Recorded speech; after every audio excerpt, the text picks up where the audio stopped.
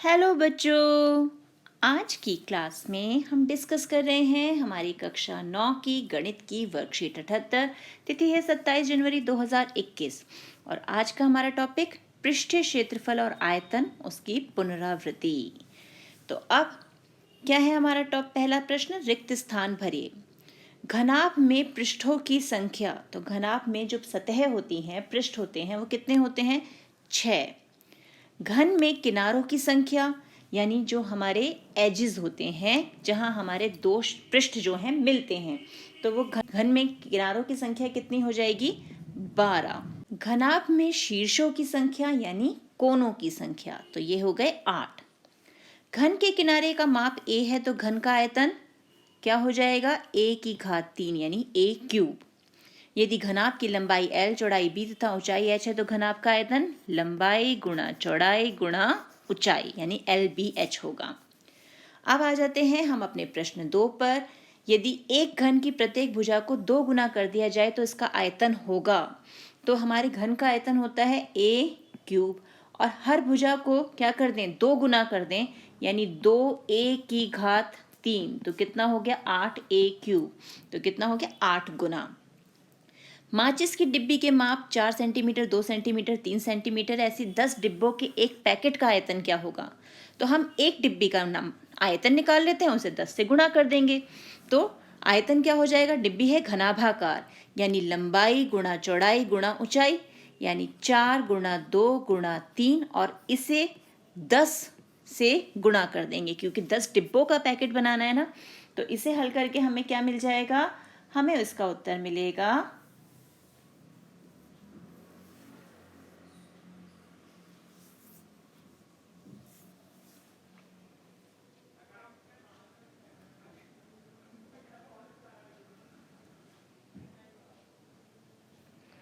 240 centimetre cube, यानी option D. अब देखते हैं अगला प्रश्न। अगला प्रश्न क्या है? एक ठोस वस्तु द्वारा घेरे गए स्थान के माप को उस वस्तु का क्या कहते हैं हम? आयतन। तो ये हो गया हल। अगला, एक घनाभाकार पानी की टंकी 6 मीटर लंबी, 5 मीटर चौड़ी और 2 मीटर गहरी है। इसमें कितने लीटर पानी आ सकता है? तो अब यहाँ पर जो हमें विमा दे रखी है वो दे रखी है किसमें? मीटर में। लंबाई, ये चौड़ाई और ये ऊंचाई।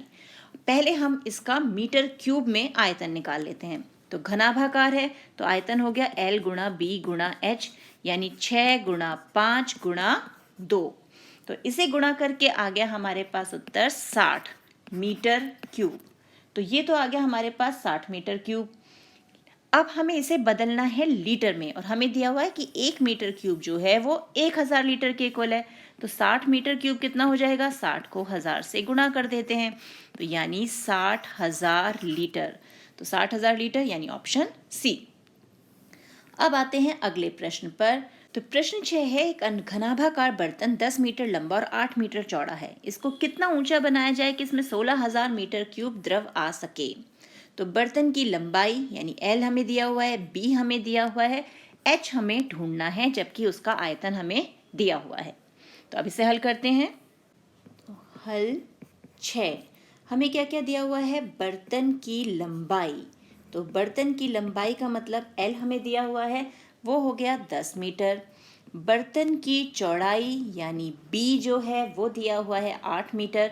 हमें ढूंढना है बर्तन की ऊंचाई यानी H, कि उसे कितना ऊंचा बनाया जाए, ये हमें ढूंढना है। और साथ ही साथ हमें क्या दिया हुआ है? उस बर्तन का आयतन, यानी वो दिया है 16,000 मीटर क्यूब, ये हमें दिया हुआ है। हमें पता है क्योंकि बर्तन घनाभाकार है तो उसका आयतन क्या होगा? L गुणा B गुणा H, ये दिया है 16,000 के बराबर। तो H क्या हो जाएगा? H होगा 16,000 बटे में L गुणा B। तो L का मान रख देते हैं 10, B का मान रख दिया 8। ये 0 और ये 0 कैंसिल, ये 8 दूनी 16, तो हमारे पास क्या आ गया? 200 मीटर।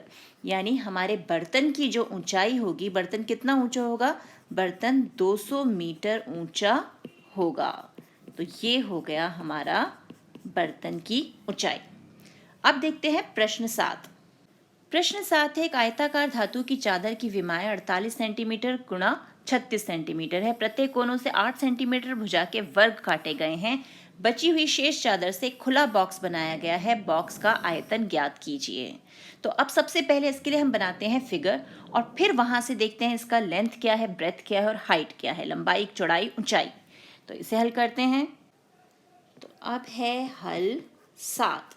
तो ये है हमारा घनाभाकार शीट जिसमें से किनारों से क्या किया गया है, 8-8 सेंटीमीटर के वर्ग काटे गए हैं। यानी इस प्रकार 8 सेंटीमीटर निकाला गया। 8 यहाँ से, 8 यहाँ से, 8 यहाँ से, 8 यहाँ से। तो इस प्रकार चारों कोनों से 8-8 सेंटीमीटर जो है वो कम किया गया है।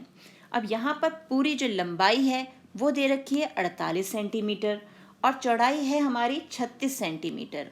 तो जब हम किनारों पे से 8-8 सेंटीमीटर कम कर रहे हैं तो 8 यहाँ कम हुआ, 8 यहाँ कम हुआ, तो हमारी चौड़ाई जो है वो क्या हो जाएगी, यानी b जो है 36 में से हम ये दोनों 8 माइनस करेंगे, यानी 16 माइनस कर दिया, तो हमारे पास आ गया 20 सेंटीमीटर। तो जो नया बॉक्स बनेगा उसकी चौड़ाई जो है वो 20 सेंटीमीटर हो गई। इसी प्रकार L जो है 48 था शुरुआत में, लेकिन 8 हमने यहाँ से कम कर दिया और 8 ही हमने यहाँ से कम किया, तो ये भी 16 कम हो गया। तो क्या उत्तर आ गया यहाँ पर, यहाँ हो गया 32 सेंटीमीटर। तो ये हो गई लंबाई और चौड़ाई। अब बारी आई ऊंचाई की। तो जब हम इस बॉक्स को बनाने के लिए ये जो हमारे सतह है, ये जो पल रहे हैं, इन्हें खड़ा करेंगे तो ऊंचाई कितनी होगी, जितना हमने ये वर्ग काटा है, यानी 8 सेंटीमीटर का। तो h जो है वो हो गया 8 सेंटीमीटर। अब हमें निकालना है क्या, बॉक्स का आयतन।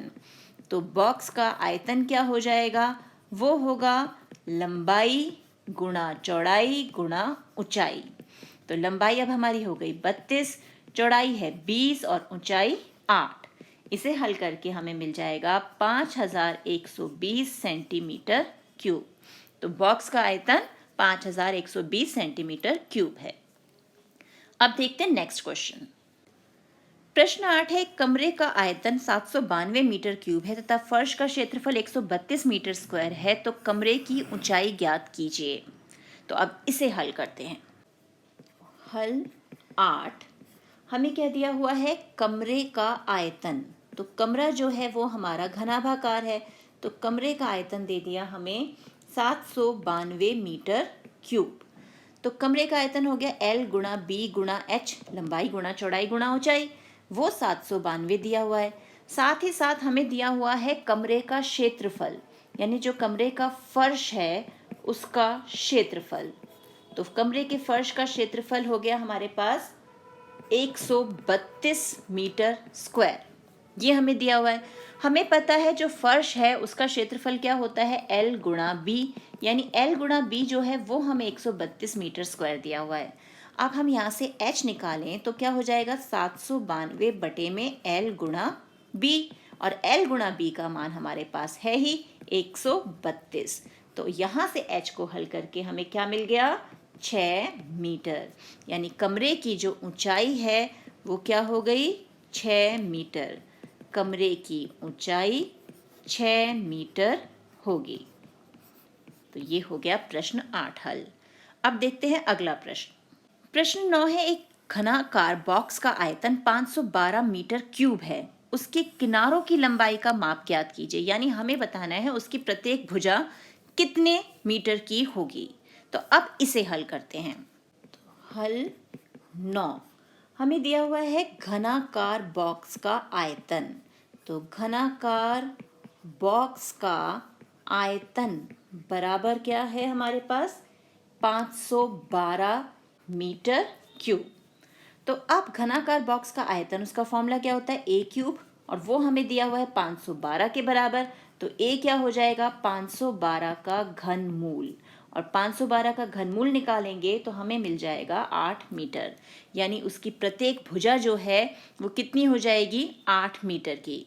तो बॉक्स का प्रत्येक किनारा, बॉक्स का प्रत्येक किनारा 8 मीटर का होगा, या 8 मीटर का है। हो गया ये हल। अब देखते हैं अगला प्रश्न। प्रश्न 10 है, घनाभाकार बॉक्स का आयतन 48 सेंटीमीटर क्यूब है, बॉक्स की विमाएं क्या हो सकती हैं। अब इस बार हमें जो दिया है वो दिया है घनाभाकार बॉक्स। तो हमें पता है जो हमारा घनाभाकार बॉक्स होगा या घनाभाकार जो भी आकृति होगी उसका क्या आयतन क्या होगा, उसका आयतन होगा L गुणा B गुणा H, यानी लंबाई चौड़ाई और ऊंचाई, उन तीनों का गुणनफल। वो हमें दिया हुआ है 48 सेंटीमीटर क्यूब, और हमसे पूछा जा रहा है कि इसके पॉसिबल डायमेंशन क्या हो सकते हैं, इसकी विमाएं क्या क्या हो सकती है। LBH दिया नहीं है, हमें ढूंढना है। तो हम क्या करेंगे, 48 के फैक्टर्स बना लेते हैं। जैसे ये हो गया 24, फिर 12, ये 6, फिर 3 और 3 एकम 3। तो हमें क्या क्या मिल गया, 2 गुणा 2 गुणा 2 गुणा 2 गुणा 3। अब यहाँ से हम क्या कर सकते हैं, हम इसकी विमाएं निकाल सकते हैं। जैसे 2 दूनी 4 दूनी 8, तो लंबाई हम मान लें कि लंबाई 8 है। चौड़ाई को हम ले लें कि चौड़ाई जो है वो ये जैसे 8 सेंटीमीटर है वो 2 सेंटीमीटर हो सकती है। अब बचा कौन, 3, यानी जो ऊंचाई है वो 3 सेंटीमीटर हो सकती है। या फिर लंबाई 8 सेंटीमीटर, चौड़ाई 3 सेंटीमीटर और ऊंचाई जो है वो 2 सेंटीमीटर। तो इस प्रकार के जो भी बॉक्स होंगे उन सभी का जो आयतन है वो 48 सेंटीमीटर क्यूब ही आएगा। तो ये हमारी जो पॉसिबल विमाएं उस बॉक्स के लिए हो सकती हैं। तो ये है हमारी आज की वर्कशीट। इसी टाइप के और क्वेश्चंस की प्रैक्टिस कीजिए अपनी एनसीईआरटी बुक से। मिलते हैं एक और वीडियो में, तब तक keep practising and enjoy math.